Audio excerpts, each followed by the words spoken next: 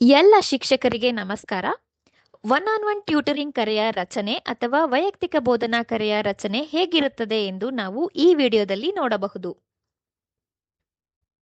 One on one tutoring ಕರೆಯ ರಚನೆಯು ಒಟ್ಟು 5 ಹಂತಗಳನ್ನು ಒಳಗೊಂಡಿದೆ. ಮೊದಲನೇ ಹಂತ ಕರೆಯನ್ನು ಆರಂಭಿಸುವುದು. ಈ ಹಂತದಲ್ಲಿ ಮೊದಲ 5 ನಿಮಿಷಗಳು ಶಿಕ್ಷಕರು ಮಗುವಿನ ಮತ್ತು ಪೋಷಕರ ಯೋಗಕ್ಷೇಮವನ್ನು ವಿಚಾರಿಸಿ, ಪೋಷಕರ ವಿಶ್ವಾಸವನ್ನು ವೃದ್ಧಿಗೊಳಿಸುವುದು ಮತ್ತು ವಿದ್ಯಾರ್ಥಿಯನ್ನು ಬೋಧನೆಗೆ ಸಜ್ಜಾಗುವಂತೆ ಹೇಳುವುದು. ಎರಡನೆಯ ಹಂತ ಅಭ್ಯಾಸ ಮಾಡುವುದು.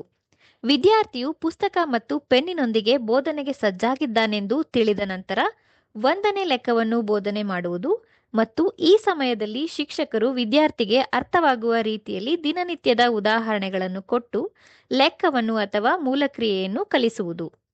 ನಂತರ ಹೆಚ್ಚಿನ ಅಭ್ಯಾಸಕ್ಕಾಗಿ 2ನೇ ಲೆಕ್ಕವನ್ನು ಸಹ ಮಾಡಿಸುವುದು. ಈ ಹಂತದಲ್ಲಿ ಶಿಕ್ಷಕರು ಕೊಡುವ ಸೂಚನೆಗಳನ್ನು ವಿದ್ಯಾರ್ಥಿಗಳು ಅನುಸರಿಸುತ್ತಿದ್ದಾರೆಂದು ಖಚಿತಪಡಿಸಿಕೊಳ್ಳಲು ಪೋಷಕರ ಸಹಾಯವನ್ನು ತೆಗೆದುಕೊಳ್ಳುವುದು. 3ನೇ ಹಂತ ಪೋಷಕರ ನೇತೃತ್ವದ ಬೋಧನೆ. ಈ ಹಂತದಲ್ಲಿ ಮಗುವಿಗೆ 3ನೇ ಲೆಕ್ಕವನ್ನು ಬೋಧನೆ ಮಾಡಲು ಸಾಧ್ಯವಾಗುತ್ತದೆಯೇ ಎಂದು ಶಿಕ್ಷಕರು ಪೋಷಕರನ್ನು ಕೇಳುವುದು. ಮಗುವಿಗೆ 3ನೇ ಲೆಕ್ಕವನ್ನು ಬೋಧನೆ ಮಾಡಲು ಪೋಷಕರು ಒಪ್ಪಿದರೆ ಅದನ್ನು ಮುನ್ನಡೆಸಲು ಕೇಳಿಕೊಳ್ಳುವುದು. ಅಥವಾ ಇದಕ್ಕೆ ಪೋಷಕರು ಒಪ್ಪದಿದ್ದರೆ ಶಿಕ್ಷಕರೇ ಬೋಧನೆಯನ್ನು ಮುಂದುವರಿಸಬೇಕು. 4ನೇ ಹಂತ ಚೆಕ್ ಪಾಯಿಂಟ್ ಪ್ರಶ್ನೆ. ಈ ಹಂತವು ಮಗುವಿಗೆ ಈವರೆಗೂ ಹೇಳಿಕೊಟ್ಟಿರುವ ಮೂಲಕ್ರಿಯೆಯನ್ನು ಅರ್ಥೈಸಿಕೊಂಡಿದೆಯೇ ಅಥವಾ ಇಲ್ಲವೇ ಎಂಬುದನ್ನು ತಿಳಿದುಕೊಳ್ಳಲು ನೀಡುವ ಲೆಕ್ಕವಾಗಿದೆ.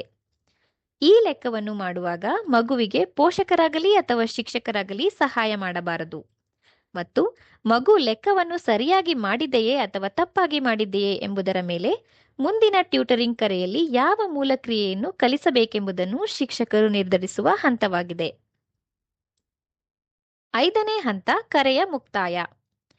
ಮುಂದಿನ ಬೋಧನಾ ಕರೆಯ ಮೂಲಕ್ರಿಯೆಯನ್ನು ನಿರ್ಧರಿಸಿದ ನಂತರ ಶಿಕ್ಷಕರು ಪೋಷಕರಿಗೆ ಮತ್ತು ವಿದ್ಯಾರ್ಥಿಗೆ ಧನ್ಯವಾದಗಳನ್ನು ಹೇಳಿ ಮತ್ತು ಮುಂದಿನ ವಾರ ಮತ್ತೆ ಕರೆಯ ಮೂಲಕ ಭೇಟಿಯಾಗೋಣ ಎಂದು ತಿಳಿಸಿ ಕರೆಯನ್ನು ಮುಕ್ತಾಯ ಮಾಡುವುದು. ಪ್ರತಿ ಅನುಷ್ಠಾನದ ಕರೆಯಲ್ಲೂ ಶಿಕ್ಷಕರು ಈ 5 ಹಂತಗಳನ್ನು ಅನುಸರಿಸಬೇಕಾಗಿರುತ್ತದೆ. ಧನ್ಯವಾದಗಳು.